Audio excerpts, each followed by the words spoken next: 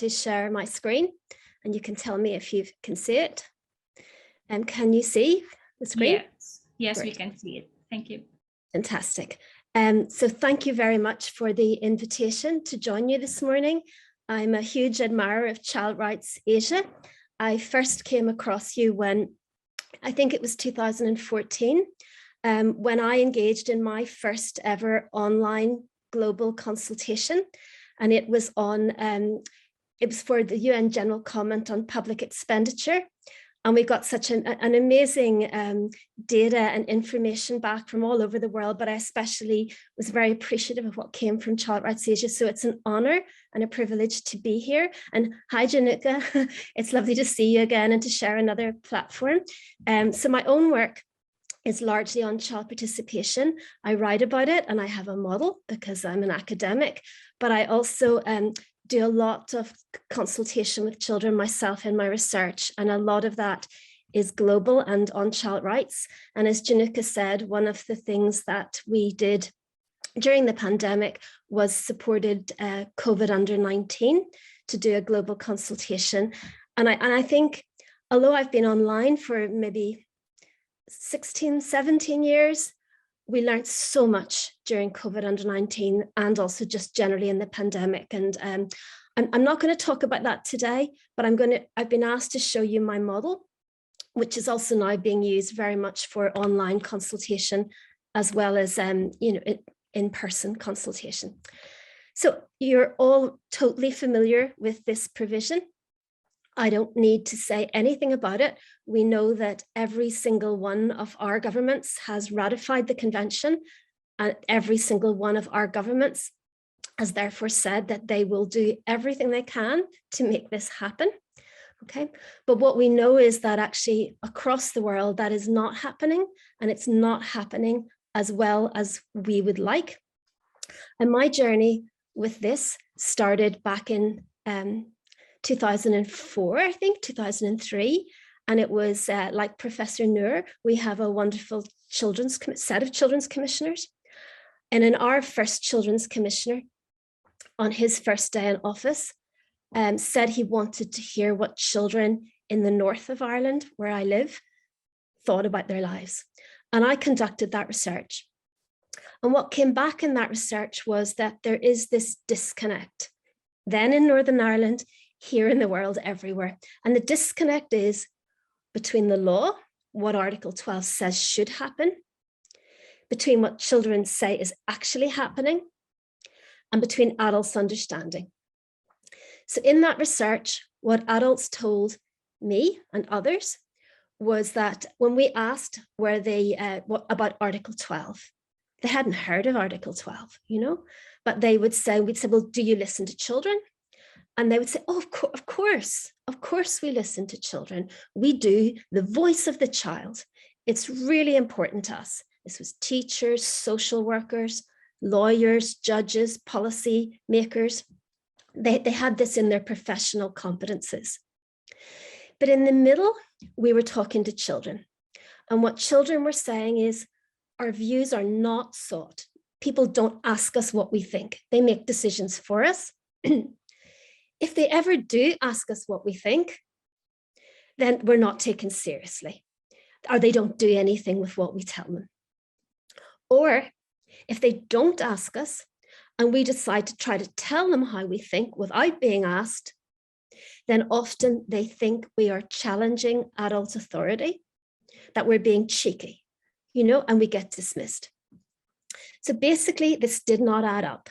This did not add up what governments said they were going to do, what they thought they were doing, and what children were experiencing. And it got me thinking. And the term in English, you all know it, is the voice of the child. And I started to really think there was a problem with this term, the voice of the child, or other summaries, the right to be heard, or the right to participate in decision-making. And what I concluded then was that each of these abbreviations were imperfect summaries that could undermine implementation. We all use them, but they were not always helpful.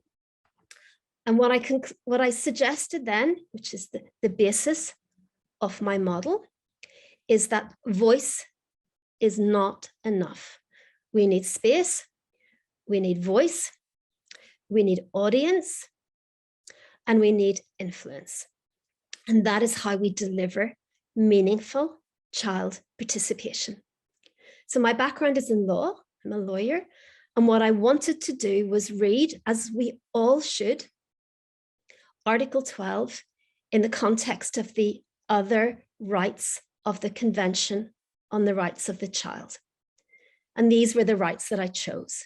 And what I'm going to do now is talk you through, very briefly, the 4 concepts and how they relate to children's other human rights. So this is the model. This is the new diagram, which has been produced by the Irish government. I'm going to show you more of their work.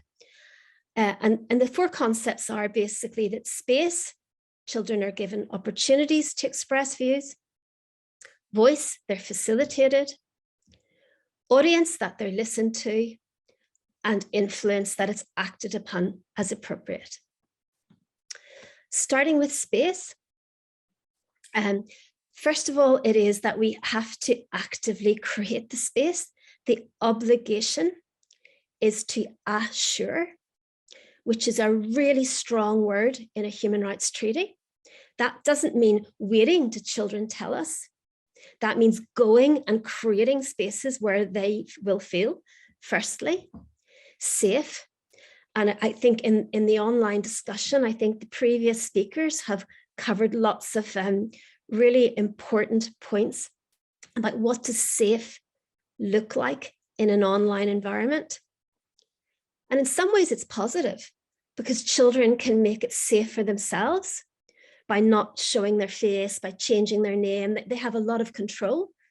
But as Hazel pointed out, there are issues with the online environment, and I'm really looking forward to the new guidance about how we can use the platforms to keep children safe. And then thirdly, this is the non-discrimination point. This is Article 2 of the Convention. It must be inclusive. And again, I think what we've seen today, and I know from my work, is that in some ways the online environment opens it up. I mean, I'm here with you, which is so exciting, you know, and we're all here together. And for instance, COVID under 19, we were able to bring children from all over the world to meet, sometimes together and sometimes offline. So it can be an incredibly inclusive environment. But again, I want to make this one very strong point. We've discussed a little children with disabilities, and thank you for Cresta for her intervention. I think these are the children that most often get excluded from our spaces. And I think, again, the online world, this is research we conducted for the Council of Europe with children with disabilities who are so diverse. And what they tell us is online creates all sorts of opportunity and all sorts of new disadvantage. Okay, all sorts of new disadvantage. So we really need to be careful when we look at these spaces that they are fully accessible. Second concept is voice. Again, this must be voluntary. You can't force children. It's a right. There should be choice in the mode of expression. And that's, children don't communicate in the same way, and children's comfort in communicating can be different. And again, I see this in our work, that if we're on a Zoom call, some children love to put their camera on, but other children who are maybe shy love to just type or put in an image or a video. So it gives us a lot of opportunity for choice. And then thirdly, that they should be supported to both form and express views. I mean, that's always, that we don't ask children what they think without giving them time and information so they can come to a clarified decision. That's what the Committee on the Rights of the Child says, a clarified decision. Third concept, so the first two are about the right to express views, space and voice. The second parts of the model audience and influence are about the obligation on the duty bearer to give it due weight. And this is what is most often neglected. So what is audience? We know it has to be active listening. Yeah, and I think we can see in an online environment how we can show children we're actively listening with reactions and comments. It must, most importantly for me, it must get to the relevant decision maker. Who is the duty bearer? Who are the people who have power to affect change? And we need to get children's views to those people. Who are they? Identify them, and then make sure there are formal channels of communication.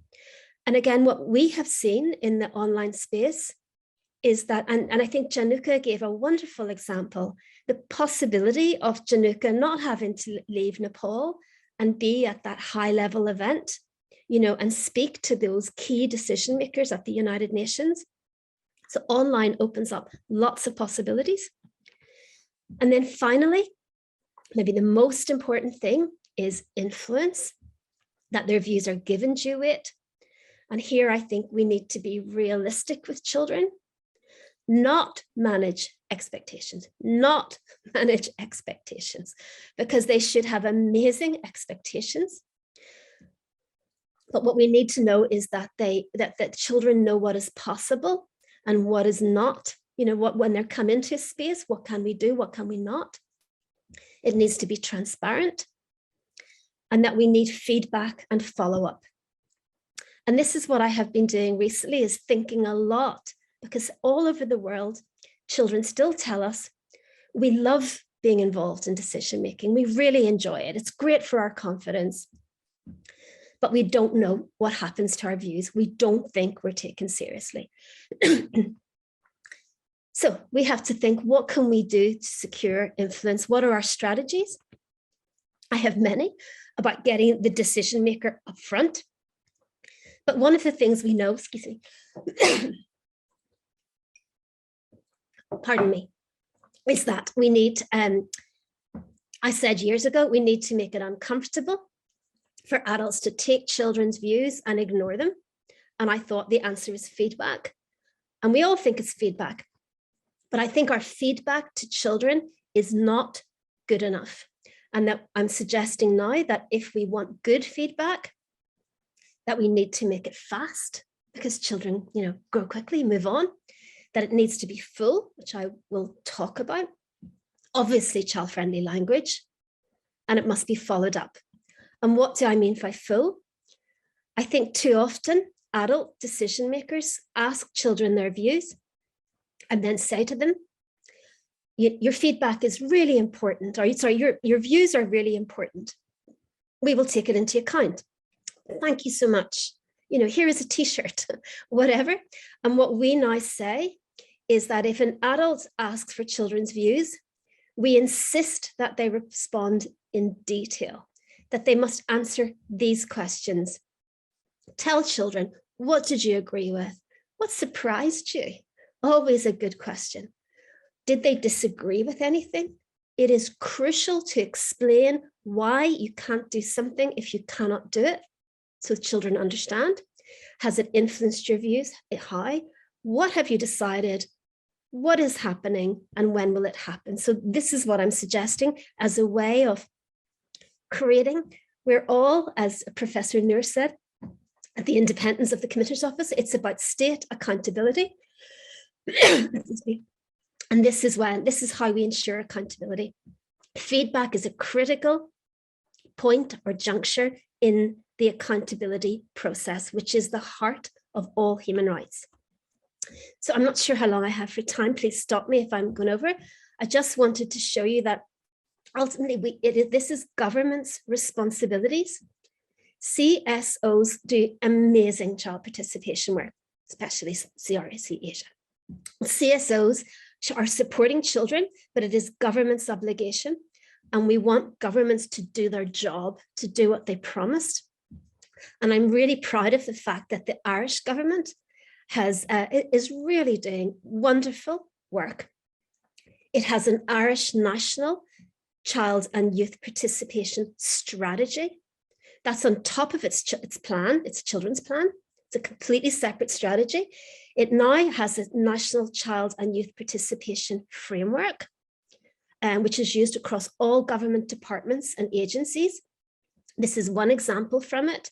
This is what is called the everyday checklist. And this was asked for by teachers and police officers and pediatric nurses, in their work with one-to-one with children. This is how you do space, voice, audience, and influence. Small questions. They also have for policymakers or institutions, they have a longer, more detailed checklist, evaluation and planning, where they ask things like, I like that they add questions like, making sure the children have space to raise the issues that matter to them. Because often we go in with an adult agenda and we don't open up and say, what else? What's important to you here? This is also one of the new tools in this. This was designed with children in Ireland. It's a one-page form where children can say if they've been consulted, whether the consultation felt meaningful, was there space, voice, audience, and influence. So for example, in voice, you can see that they have said, I had enough time to talk. This is one of the most important things. I had enough time. And you can see this is for online consultation. They asked them, were you able to get onto the platform? Some of the connectivity issues raised. Was it easy to use? Because we often use platforms that are easy for us, and children are finding new platforms and finding comfort in other platforms, and we need to understand where are they and what works. And this was just, I looked to the Irish government for a recent example, and this is just one on skin cancer. So it's there's a consultation on skin cancer for, we're very, very pale in Ireland, and there's a lot of skin cancer.